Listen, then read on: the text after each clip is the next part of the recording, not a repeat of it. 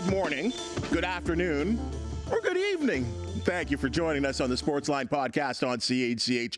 I'm Bubba O'Neil. You know, as we're always proud to do, this podcast shines a spotlight on teams, athletes, officials, and executives that hail from our Southern Ontario region. But today and every once in a while, we like to square off about sports. Well, after being in the sports television business for over 30 years, I can confirm that some of the best sports discussions occur right in the newsroom. At times, these water cooler debates can be hilarious, and at times, yeah, folks, they can get heated.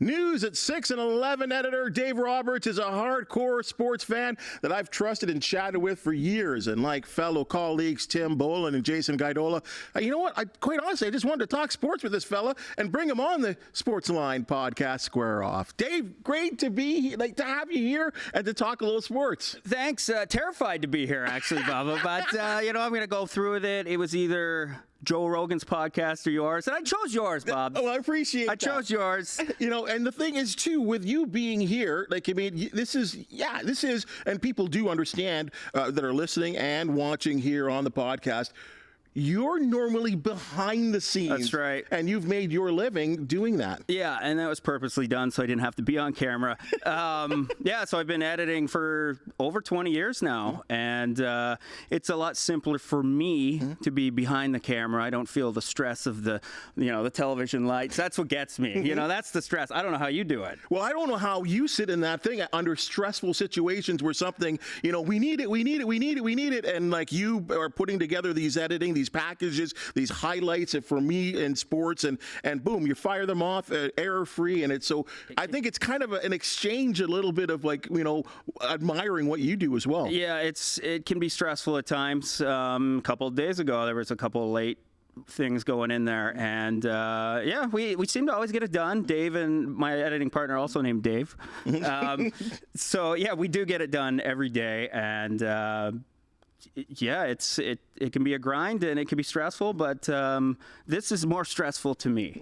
Well, it's interesting that you talk about, Dave, the other editor, and like JT as well, too. We've got some guys and some girls as well, too, that edit, that love sports. So that's why I thought it was a natural for you to come on here. We talk sports every single day that you're working. We have had a lot of chat. We have had some chat. So let's start there. Where did you get your early love for sports?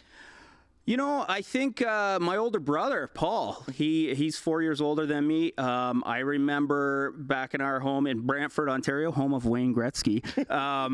Shout out. We were, it was the early to mid 80s, and my brother was, we were always talking about Gretzky because he's our hometown hero back then, and he's hitting his prime at that point. So we started out as Oiler fans, and then my brother decided to become a Leaf fan, and they were really bad. Yeah, back then. That was Harold Ballard, 1984, 1985. I started you copy your older brother. Sure. You really do. And I followed in his footsteps. And we're still Leaf fans to this day. But that's how I got into it, just basically copying my older brother, wanting to be like him. And I started watching the Leafs in 85, 86. And then other sports followed. I got into football because of my older brother. He was playing high school football, and I was like 11 years old, and I was like, I have to learn the rules of football. I need to know what's going on because I'd always be switching it because it always preempt my programs when I was like 9 and 10 on a Sunday. Right. But then I started embracing it, and then I started getting into the Denver Broncos because they were doing big things back in the late 80s. They took on San Fran in the Super Bowl. Yep. That was the first big game I remember, and they got slaughtered. And then I was just a fan after that because of John Elway. Right. And then it just progressed, and then my life became sports. Wrestling, too. Loved WWF wrestling. Yeah. Couldn't get enough of it. My life from about age 9 to 13 was basically Leafs and wrestling. That was it. That's all I cared about. Really? It's amazing. And I think my parents were just like, what's up with this kid? But the wrestling thing, I think everyone at some point gets into for a year or two, especially in those days. Those are the more early days of some of the big Hulk Hogan, a guy that I know that you admire. Oh, I love the Hulks. Still to this day, he can't do anything wrong. He can't? It's amazing. So then eventually, of course, your love for sports is there. You're going to school in Brantford and doing your thing. How does it end up that you say, I need to be in television? Looking back, I always wanted to be a play-by-play announcer. From a young age, I loved Bob Cole. I love Joe Bowen. Like, those are two of my heroes growing up, even Chris Cuthbert early on. So I always envisioned myself being a play-by-play announcer. And I'd be in my dining room with hockey cards. I'd create my own games. And I would commentate what's going on, even though I know what's going to happen. I'd still commentate it. I'd have the oven in the kitchen. My mom would set 10-minute timers for the periods, and I'd commentate the games. I'd have wrestling figures. I'd commentate that. So it was like, I'm going to go that way. And then as reality sunk in, that the odds of me getting into play-by-play announcing, it's going to be tough. I don't have a athletic background. I'm not a professional player. It could be to my mid 40s or 50s before I actually get a gig. So I said, maybe I go behind the camera. Let's see that. Let's go that route and see what happens. And that's basically how it developed. And editing really took off for me, and it's been a way of life for me now. Well, and you're really good at it too. I mean, you're actually our very first Sportsline promo. You and I sat together and put together, I thought, a real good looking piece of video, which I'm really proud of what we put together there. And I think if I look back here, and help me out there too, because you started out on the morning live program. Because I didn't really see you for the first little while, because you're that. As Tim and I discussed when he was here. If you work the morning show and you work the 6 and 11, you just don't see each other. You're in two different worlds. You were putting together a sports segment there for the morning live program. Yeah, I started writing it after a while for Bob Cowan. I asked if Who knows nothing about sports. Correct. I started putting it together. And I talked to the executive producer. I'm like, you guys cool if I write this? And they were like, yeah. And I actually did it to get an upgrade. But it turns out that writers get paid the same as editors, so they couldn't give me an upgrade. So I was like, well, I got to keep doing it now or I'll look like a total schmuck. So then I wrote it for a few years and edited it. And I was on the morning show for 10 years and then finally switched. So that took a lot out of me. Those hours are not kind. No, they're not. Now, remind me here, weren't there a couple that you actually voiced? Yeah, it was actually for the weekend sports. This was probably 4 or 5 years ago. Right. They did not have someone to cover the weekend. I guess you weren't available. No. And I didn't want to go on camera. I was like, I can't do it. Like, if I blow it, it's going viral and my life's over. I can't do it. So I said, well, why don't I do sports rap, write it, and I'll voice it. And it worked out fine. I mean, it was nothing. I was proud of it. But for someone that's editing that can do that, that's great. Right? Well, it certainly makes you very valuable to a station to be at. And you got to be, and nowadays in television, as you know this, you got to be a 5-tool player, right? You certainly do. Now, I don't know if it was the beginning of it. I know you love music. I have a feeling that let's ask you, where did this love for music come from? Because you like music, but you like an aggressive style of music. Some people wouldn't even call it music. Really, Bob's. Ask my parents. They wouldn't call it music. Okay. I love aggressive metal. Right. I've always been a metalhead. Again, I think my brother, I heard Master of Puppets Metallica being played through his door when I was 8 years old. And I'm like, it sticks with you. Right. And then he started giving me cassettes. And I just went progressively harder. I liked heavier and heavier stuff. And then a guy that we work with, Justin, one of the camera guys, we knew each other prior to him working here, and he's like, hey, I'm writing some music to put together like a thrash death metal album. Would you do the lyrics and sing? And I said yes right away. Because who doesn't want to scream into a microphone? So yeah, we did that. He kept pumping out the tunes to me. I would write the lyrics, send him a demo. He'd come over, we record it just in my basement at the bar. And he's got all the great software that it can make a record sound professional. So we've put our stuff on Spotify. Our drummer's out in Europe. He's in London, England. He's just a freelancer. We just pay him to do the tracks. He sends it back. Our bassist was in Los Angeles. So we're like world metal, Bob.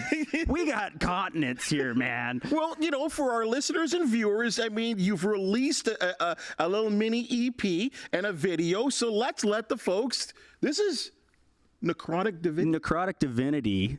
I don't know what track it is. Decrepit Existence, I believe. That's exactly what it is. It might be a little extreme, but hang tight. Let's have a listen, folks.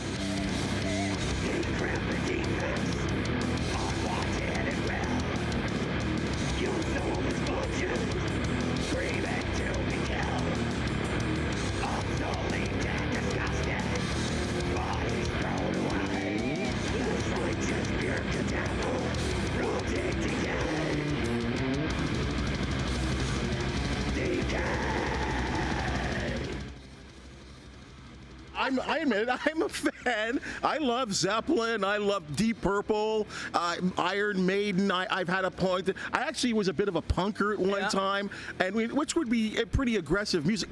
Where does this come from? I don't even know this side of you. I don't know. I don't know where the aggression comes from, because if anybody meets me, they're like, he's a really nice guy. I'm a Catholic, like a Catholic shouldn't be doing this. But, I think I'm a really good guy. I just have, I don't know, music aggression. Sometimes I'll just chill out at home and throw on a concert on YouTube of like something pro shot that's in that realm. And it's a stress reliever for me. And people are like, that usually causes more people more stress. Right. But for me, it actually chills me out. So I don't understand it. Only people with a love of heavy metal will truly understand the music. And are you doing shows or? No, so what we did, we recorded a full-length album. We recorded an EP last year, and Justin just got a bassist that's more local, because when you get your bassist in Los Angeles, that's not really helping for gigs. He was great though. So he's getting someone local, and then we just need a drummer that can play locally. And I'll go up on stage. I might need a drink or two. But this is the thing, though. You're so comfortable in the music realm, being on stage, having people watch you. But yet you say the lights are coming on in the studio, and really it's just you and I. Well, if I had a few drinks, Bubs, I'd probably be a little more relaxed, which is something you do before a metal show, probably. It's noon. I'm sober. Everything's a little nerve-wracking right now, but I feel more comfortable as this has went on. So we're good. Well, let's get into another realm that you love so much. Let's talk a little sports. Let's go into the Sportsline Square Off. You ready? Sounds good. All right, let's do this. You talked about your days of being a Maple Leafs fan. That will continue. I got a feeling it will continue for the rest of your life. I know you and I have had some real deep discussions about the Maple Leafs, and I've seen you really disappointed at some point in the postseason, right? And as many Leaf fans are. Do you think that Brad Treliving has put together a team that can be trusted, not so much in the regular season, but in the postseason? Time will tell, Bubs. I can't say that this is the most confident Leaf team I've ever had going into the playoffs. I mean, 3 weeks ago, before this 7-game winning streak that came to an end last night, they were teetering on maybe not even making the playoffs. If you looked at the standings, Detroit was right on the tails. And now all of a sudden, 7 wins in a row. They're third, I believe. But if you look at the first round matchup right now, if it started today, it's Boston or Florida. I mean, they're tied in points. So are the Leafs able to beat either of those teams? I mean, history will say that no, they haven't been able to do either. So I'm not super confident that this is the team that's going to go all the way. But what happens every year in the playoffs, Bubs, there's always a team that you think is going to do nothing, and they end up in the Stanley Cup final. You've seen it with St. Louis. You've seen it with Montreal. You've seen it with Vegas. Right. And I mean, the Leafs could easily go all the way, or they could be out in 4. And you look at the lineup. The lineup to me screams of offense, obviously, with Nylander, Marner, Austin Matthews having a career year. Secondary scoring has been an issue at times, but during this win streak, it was really, really well.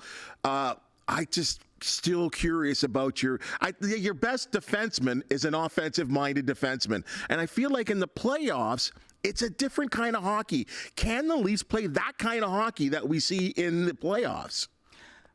Well, my Leaf fandom says no, because it's just been utter disappointment year after year for me. Right. I've been through so many, 92, 93, 93, 94, all the 98s to 2002s. Those are all years I thought we were going to do severe damage, and we came so close. And I say we because I am a part of Leaf Nation, and I don't care. I accept that. That's fair. So I say we a lot on all my teams. And the offense, that core 4 is just other than Tavares, everybody's in their prime. Like, they're just at that perfect age. Matthews is burying goals. You can't even see a shot. It's just no goalie can stop him. Nylander's having a great year. Marner's just pumping in assists every night, like, other than last night. 2 assists a game. The defense, it seems to have been a little better as of late, but in the goaltending, now it looks like they got 3 goalies they're going with. How as a goaltender do you get revved up to be told, you're in the press box tonight? Like, how do you keep that fire going when you might not even be sitting with your team? Right. So, and I think and it's crazy because you do need the hot goaltender, and Samsonov has had his time. He looks good now, but there was a time he was put on waivers. Right, he's put on waivers.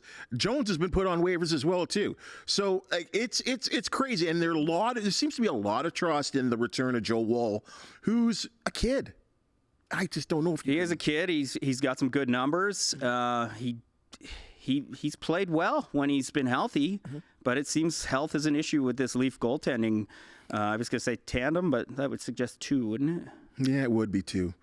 Let's move on. Auston Matthews. Yes. And I know you just kind of talked about the fact that his shot right now may be the best in the league. There's already an argument that's coming out right now that, the MVP discussion will be between him, who will probably lead the league in goals, might not get points in the fact that Kucherov from Tampa and McKinnon from Colorado and, of course, McDavid out in Edmonton might have more points. So that MVP discussion is certainly up there. But are we looking at the best Maple Leaf of all time? And the only reason why I'll say that, next year, he is going to score more goals than any Maple Leaf of all time. He will pass and break all of Matt Sundin's records. And he'll do so by over 400 games more. Less, pardon me. It's really unbelievable. Is he the best Maple Leaf of all time? I just have such a love for those guys in the 90s. Like, I know Gilmore wasn't there long, but when he was spectacular. And Sundin, probably a better playmaker, Matt Sundin, but in terms of pure goal scoring, Auston Matthews by a landslide. I mean, you had your Gary Leibman get his 50 goals one year, and you had your Dave Anderchuk, who was always potting goals, but something different about Matthews, and he's just entering his prime. He's going to do this for another 5, 6, 7 years, maybe. Yeah. He's on pace for 70, and he's probably getting 70. And I've never seen a Leaf come even close to getting 70. No, I guess him getting 60 would be the closest. Well, what did he have a couple years ago? He had 60. He had 60. He had 60, and 60 right on the dot. And the crazy thing too is that Rick Vaive scored 50 goals for the Maple Leafs 3 times, and Matthews may do it 6 times if he continues at this pace. Yeah, and I think goals were going in a little more back in the early mid to mid 80s. Fair point. Matthews, the shot, you can't see it. I mean, sometimes I'm watching the game, I'm like, where'd that go? And you see the replay, and it's like top shelf. Goalie can't even move. He can't move. Yeah. So, yeah, I'd say he's the best goal scorer. In terms of best Leaf ever, there's an argument there. What about your guy 17? I love Wendell. Wendell's not the greatest Leaf of all time. He's probably the biggest fan favorite of all time. Right. I mean, everyone loves Wendell, but just so many injuries that derailed his career. And but he was a 40-goal man at one point. Yeah. So in your area, the number one guy is it Sundin? I guess Sundin, because he did play longer than Gilmore. Gilmore was there for 4 or 5 years, I think. Yeah. But yeah, when Dougie was rolling, I mean, what a hero. He was and still continues to be. All right, Raptors, they had a hero time in 2019. And since then, it's been a slow burn down to maybe not even making the playoffs this year, folks. They are battling for, and then we're talking about a team that's won 3 in a row, and they're actually playing pretty well. But, they're looking to make a move towards that play-in position, which is a kind of mini playoff to get into the postseason. It's kind of a youth movement. They refuse to use the word rebuild.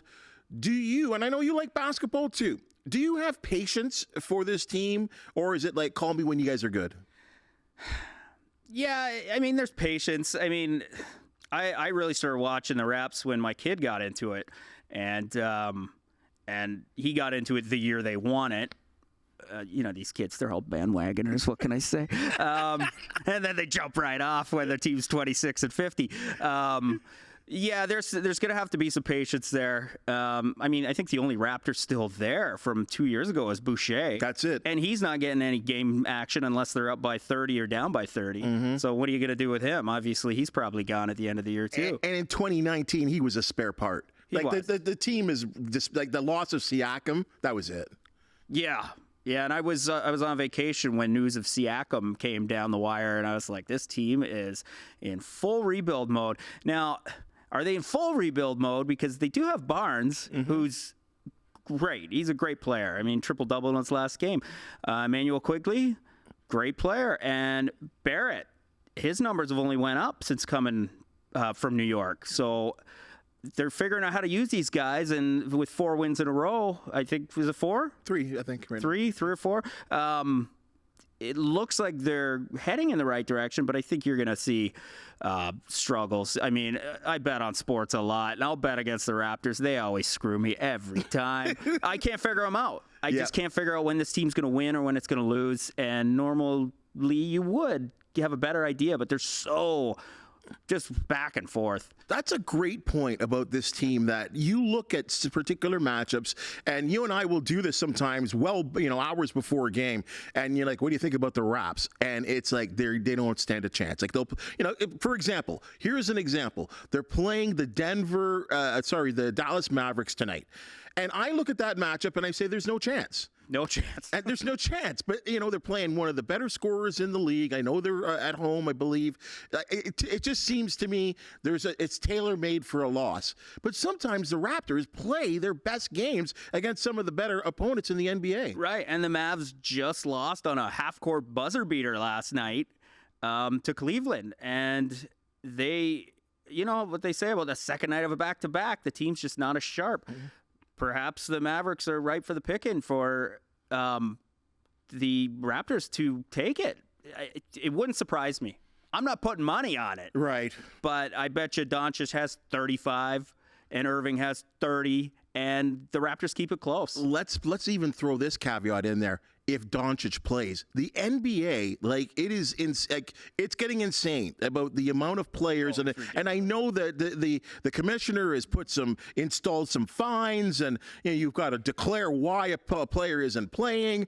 Like, it is crazy about the amount of this player's got an ankle. It's the second half of a back-to-back, and they're not playing. It's almost not fun. No, could you imagine being a fan where you travel 2,000 miles to see this team for the first time? You're 9 years old and you're there to see LeBron, and his toes hurt. He can't play because he's got a toe injury. His toe's not injured. He's just taking the night off because these guys have it in their contracts that they can take off probably 15 to 20 games a year, and they take full advantage of it. And you know what? I would too. Why put your body through it if you don't have to? If you're going to make $30 million a year, you might as well stay healthy. The Raptors are actually the people that started this, really. I know some people say the likes of the San Antonio, actually. Popovich was the first to start sitting players. But really, making it famous was what the Raptors did with Kawhi Leonard, playing him 65 games, playing him, spotting him here and there. They ended up getting the best out of him and win a championship. And everyone said, this is the way to do it. It worked. It worked. Now, not working right now very well is Alek Manoah. Okay, let's be fair here. He had his first start since August. Yesterday in his spring training debut, and he was hammered. Pitching an inning and 2/3, gives up 4 hits, gives up 4 runs, and I think the worst part for me is that he hit 3 batters. It's been a long time, and we've seen this in sports where someone looks so good, their careers are off to great starts. We're talking about an all-star, right? And he has just fallen in the tank. Didn't pitch. The Blue Jays, he was so bad last year, the Blue Jays said, we can't afford to put you out there because we're in a playoff chase, and you can't work. So what do you do with this guy? Do you think he can reclaim that all-star status? It's tough. It's tough for a guy to get it back. I remember Ricky Romero. Remember him? Wow. How on fire he was. 15 wins. 15 wins. And then the next year started. And I remember going on a Jays road trip to Detroit. He walked 8 guys. He was in the midst of just a terrible year. And it ruined his career. He was done after that. So, I mean, you don't want the same thing to happen to Alek Manoah. This guy was potential Cy Young Award winner, and that wasn't that long ago. And last year it just started to crumble. And I believe he made that comeback. He had a good first game, but then he faced the Angels and hit that guy in the face, if you remember that. That's right. And I don't think he hits so many guys. He's crazy wild. And he's like Charlie Sheen on Cleveland. Remember that? Wild thing. You know, it's yeah, you're right. It's kind of painful to watch at times because, and not only was he dominant on the mound, he had a bit of a chip on his shoulder. He didn't mind talking to batters, and you remember there was a little back and forth in the All-Star game. I can't remember who it was, Veritek with him in Boston. There was some words being exchanged, and I think Blue Jay fans loved it because here was a guy standing up for the Blue Jays. But as we always say in sports, you can talk trash, but you got to back it up. And he's nowhere close to backing it up. No. And help me here because, again, you're familiar with this team. I think for this team to be successful, especially successful in the playoffs and maybe even win a round if they get to the postseason, they need him to be good. They do. And I almost feel like it's karma once he started mouthing off to other guys. That's kind of right around the time where things started sinking for him. And you know, some people believe in karma. It doesn't look good right now. I don't know if this guy's going to last the year. He might, you know, that first spring training game, nobody takes too much stock into it. We do a little more because Alek Manoah, he just had a terrible outing. So, of course, we're going to think that, right? Well, they're already saying that. They're like, we weren't looking at the numbers. Right. We're just looking at velocity and whatever. His velo's up. You know, but give me a break. If he pitched 2 innings and struck out 4, we'd all be chatting about it. And the Blue Jays would be chatting about it. Right, but it really means nothing till April. Right. And we'll see where he's at come June. You know how baseball season goes. There's multiple huge changes that go through every team. I don't know if Manoah even makes it to the All-Star break. I hope he does. I wish him the best. You know, he was a real bulldog for the Jays. And now it's like, what are you going to get from him? 3 innings, 5 hits, 3 walks, 2 hit batters? Not good. No. Not good is what's going on with professional wrestling these days. Now, folks, if you haven't heard it, Vince McMahon charged sexual assault, trafficking, women allegations against him.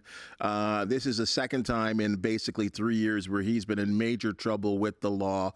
He is the face of the WWE. I know others have stepped in for him as a commissioner or whatever, but going back to the 80s when he took over the family, the wrestling promotion from, I believe, his father, he's been the face of the WWE. Can it ever be the same, Dave? Well, I'm sure fans will want it the same. I mean, if you've noticed, like when this news broke probably 3 weeks ago, a month ago, it was only talked about for a couple days, and then it dies right out because what do? They got The Rock showing up on live broadcasts because he's part of that TKO umbrella that is going to have UFC and WWE as different elements for sure, different entities. But what great timing for WWE to have The Rock show up and distract everyone. And Vince McMahon, who did some pretty heinous things. I mean, it hasn't been proven, but I mean, it's not looking good for him. It's all quieted down on that front because you got Dwayne Johnson, the world's biggest movie star, coming back to perhaps wrestle at WrestleMania. So, I mean, what perfect timing to really squash this terrible news because it was only talked about for about a weekend. You're right. And I'm on TikTok. I'm seeing it all throughout the weekend. And then all of a sudden, there's nothing about him anymore. And now it's all about The Rock being in the ring. Well, is that typical wrestling? It's pre-planned? I mean, obviously what happened to McMahon wasn't pre-planned. Right. But we've kind of known that he's been kind of in and out. He had talked about selling the company. Like, he's been kind of a controversial figure for some time now. Yeah, he was supposed to he did step down a couple years ago when all these first allegations came out. And then he took a back seat for a bit and then came back and he just put himself right back in it. He's like, I'm back behind the scenes again. And then apparently he stopped paying one of the females that was hush money or whatever. That so she brought it to the limelight, and that was the worst thing he could have done, because now he's never coming back. And even guys like Brock Lesnar, who are rumored to be involved in this. I mean, you can look it up online. I'm not going to say what happened, but they've erased him from the website as far as I know. And he is not talked about. He will not be at WrestleMania. I don't know if you'll ever see Brock Lesnar in wrestling ever again. You talk about Hulk Hogan earlier, and I would believe that would be your childhood hero, fair to say, in wrestling? He's the real American hero. North American hero. Let's go that far. But he's your guy. Yeah. But is really The Rock that guy right now? I mean, Hogan can't wrestle anymore, I don't believe. He can step in the ring and get people all cranked up. Yeah. But has Dwayne Johnson sort of replaced him as that guy that just is again, I'll use him as a face of wrestling? Yeah, not for me personally. I mean, because I got into it when Hulkamania was running wild, brother. And you did too. You just don't want to admit it. I did. So, yeah, I mean, anybody that started watching during that Attitude Era from '97 to and up, they love The Rock and they love Stone Cold. And Stone Cold did WrestleMania last year or 2 years ago. He was in a match, and there was a lot of people booing The Rock, though. I don't think it went the way WWE thought it was going to go when they brought The Rock back, because he was challenging Roman Reigns, who is the current champion, and his real-life cousin. And then they were all saying Cody Rhodes, who's Dusty Rhodes' son, they were all saying he has to finish his story. And so now Cody Rhodes has stepped in, and he's fighting Roman Reigns, and The Rock's still showing up. The Rock's now a heel. Which doesn't seem right. But you got to watch his heel performance, though, Bubs. I'm telling you, you see some of this stuff he was doing last Friday night, just insulting the crowd on all levels. It is hilarious. I love it. I love seeing the heel dice the crowd up. Like, it brings me back to the Ravishing Rick Rude days, where he's just calling everybody sweat hogs. Or the $1 Million Man. Oh, yeah, just making people, bounce a basketball in front of you, give them $5. Here's $20, and then sorry. Yeah, so, I mean, perfect timing for The Rock to show up to just squash these McMahon things, and wrestling continues on, and they keep making huge money, and they will continue to keep making huge money. People love it. Well, you're so right on that. There is no sport like professional wrestling. It has been around from the 30s, the 40s, and it has its moments where it peaks at just unbelievable popularity. Then it kind of comes down, but it keeps coming back. It's the most cyclical sport, I think, that's actually out there. Now, I think another thing that it says attracted you is legalized sports gambling, and you're not the only one. In fact, the majority of people listening to this podcast right now like to put a $5 down on something, whether it's Proline or whatever. All the legalized betting houses that are out there, and there's so many of them right now. Well, let me ask you this though. On the overview, and I think you can answer this honestly, has it change your sports habits, and will it help sports or will it hurt sports? It's definitely changed my sports habits. I remember a couple summers ago, my buddy and I were actually watching on like a Tuesday night. We were watching the Phillies and the Marlins playing in a 1-0 game, and we had our money on the Marlins. Like, you wouldn't have caught me watching that game even a year prior. I would have been like, I'm not watching that. Like, that's a terrible matchup. But now when you get $25 on it and it can win you $250 because your other games hit, you're watching the Marlins game. So it definitely has affected my sports viewing habits. I mean, I place wagers daily. I mean, it's been successful for me, which is shocking, because if you had told me a couple of years ago that you're going to start sports betting and you're going to make a fair amount of money that's going to help you, I would have laughed, because I used to do Proline when I was like 18 and 19. I was very unsuccessful. But you do take it. There's so many people that I know that have, I've sent them referral links because people want to get in on it. And it's easier to do on your phone than it going into a Shoppers Drug Mart and filling out the boxes and stuff.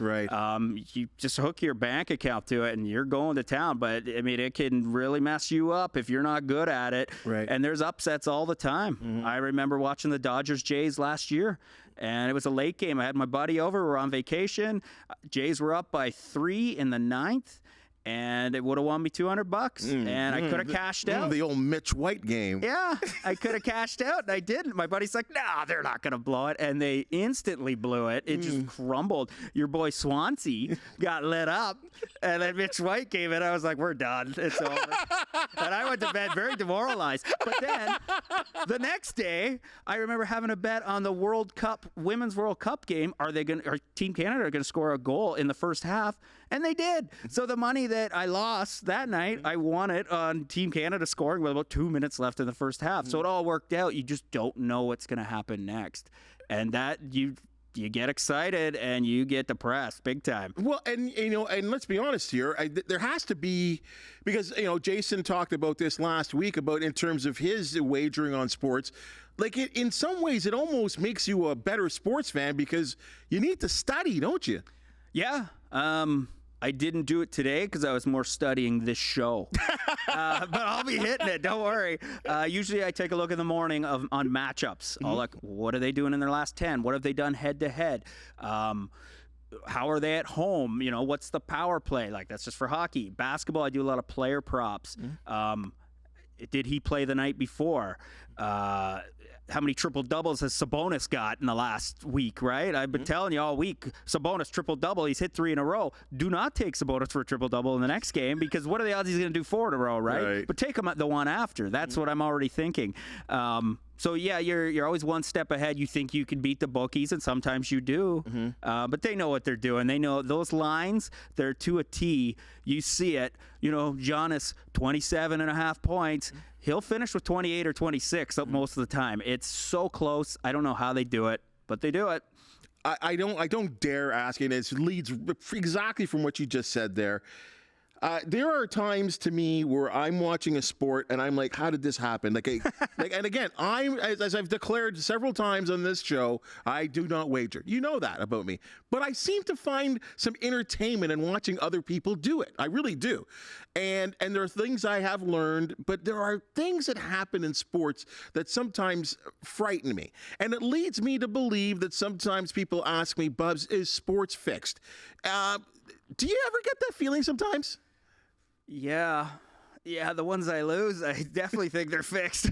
Some of those NFL games, the crazy endings, you're like, come on. Right. Like, that's unbelievable. But sometimes those so-called fixes work in your favor. Right. And you're like laughing.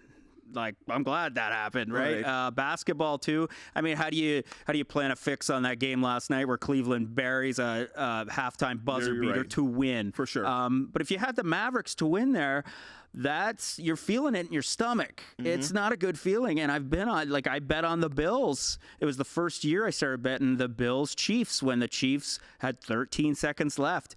And my buddy and I, we were going to win 300 each. And it would have been our biggest bet win because we were rookies. And then Patty Mahomes drives it downfield 13 seconds. Like, come on. Like, when does that happen? I don't know.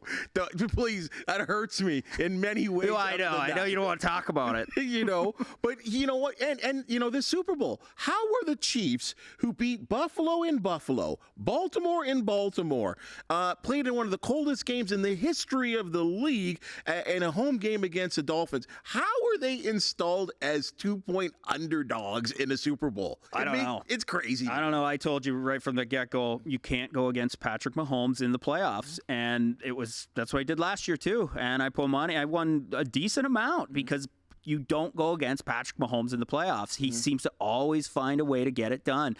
And guess what? If he's in the playoffs next year, I'm going to do the same thing. Yeah. Because if he loses, then so be it. Then I went out on top at least.